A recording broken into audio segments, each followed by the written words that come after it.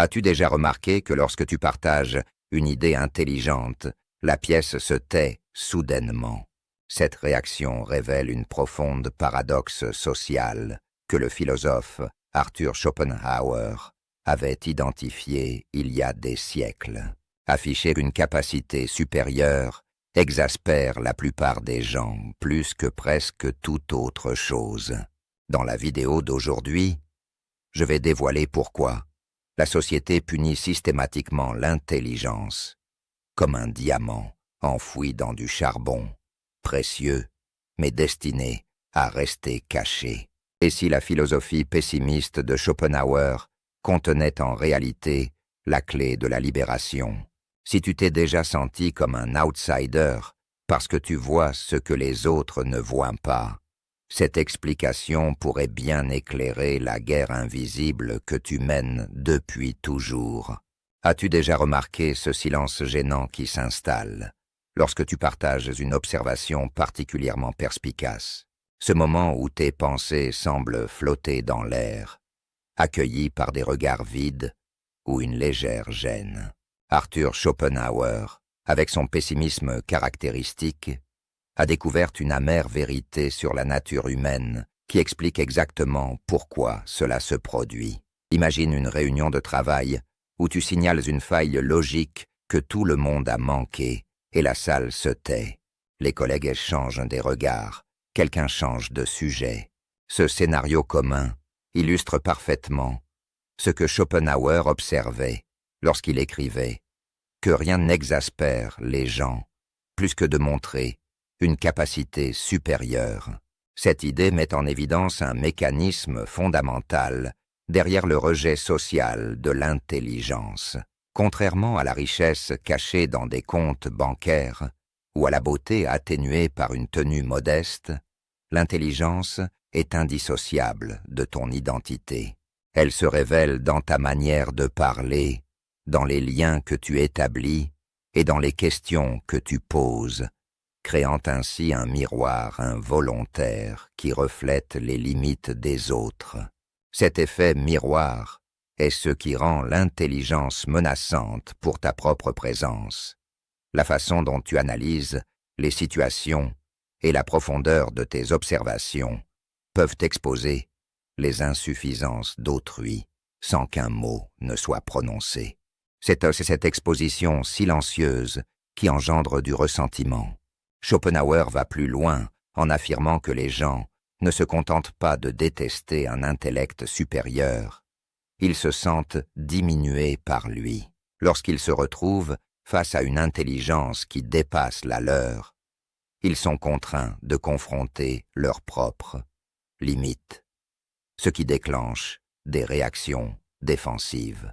Il ne s'agit pas d'une malveillance consciente, mais d'une réponse involontaire, destinée à protéger leurs sentiments d'aptitude.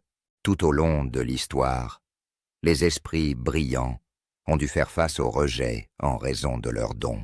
Le génie d'Alan Turing, qui a contribué à vaincre les nazis, n'a pas pu le protéger de la persécution. Les idées révolutionnaires de Nikola Tesla furent rejetées par des contemporains déconcertés, et même aujourd'hui, les enfants surdoués subissent souvent l'isolement et sont étiquetés comme inadaptés pour avoir exprimé des processus de pensée naturels.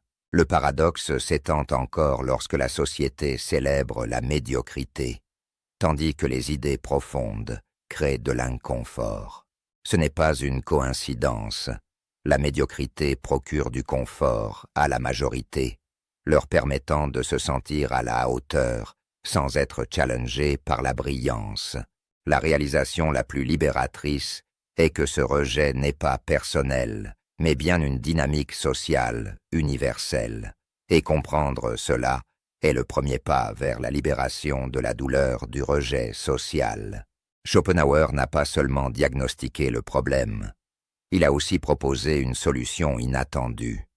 La manœuvre la plus brillante dans le jeu social consiste à paraître moins intelligent que tu ne l'es réellement. Cette approche contre-intuitive pourrait être la clé pour naviguer dans un monde qui rejette instinctivement, la supériorité intellectuelle.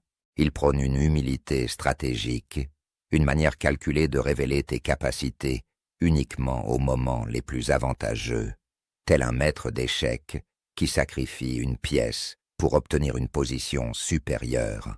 La personne socialement intelligente sait quand retenir ses insights pour gagner un avantage. Pour ceux qui valorisent la vérité et l'authenticité, cela crée un véritable dilemme philosophique. Faut-il choisir entre l'honnêteté intellectuelle et l'acceptation sociale? Ce phénomène ne se limite pas à l'expression de tes idées. Schopenhauer a observé que dans un environnement où l'on ne te perçoit pas comme une menace intellectuelle, tu gagnes la liberté d'observer et de collecter des informations qui, autrement, passeraient inaperçues. Ainsi, ton silence devient un atout stratégique, te permettant de choisir avec soin ce que tu dévoiles et quand le faire, tout en élevant la qualité de ce que tu partages. Enfin, réfléchis à ce paradoxe. La véritable puissance intellectuelle ne réside pas dans la démonstration incessante de tes compétences, mais bien dans l'application délibérée et stratégique de ta sagesse. Comme une lampe, allumée avec soin dans une pièce sombre, ton esprit illumine sans éblouir, et le silence se transforme en la plus sophistiquée des expressions de l'intelligence.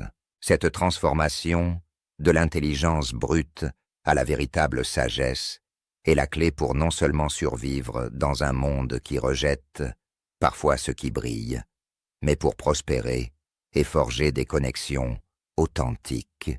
Si tu as remarqué combien d'énergie mentale tu gaspilles en résistant à des circonstances immuables, sache que cette libération, par l'acceptation de ce qui ne peut être changé, te permet de rediriger ton énergie vers des actions significatives. Cette approche est confirmée par des recherches en psychologie moderne et des méthodes thérapeutiques, telles que la thérapie d'acceptation et d'engagement. Si tout cela te parle, partage dans les commentaires tes expériences et réflexions sur la manière dont le silence stratégique de l'intelligence a influencé tes interactions. Et si tu souhaites approfondir ta compréhension de ces mécanismes sociaux complexes et découvrir comment les appliquer pour élever ta vie, abonne-toi et active les notifications pour ne manquer aucune de nos prochaines vidéos. Ensemble, nous explorerons comment transformer l'intelligence en une force puissante pour créer des connexions authentiques et durables. Arthur Schopenhauer.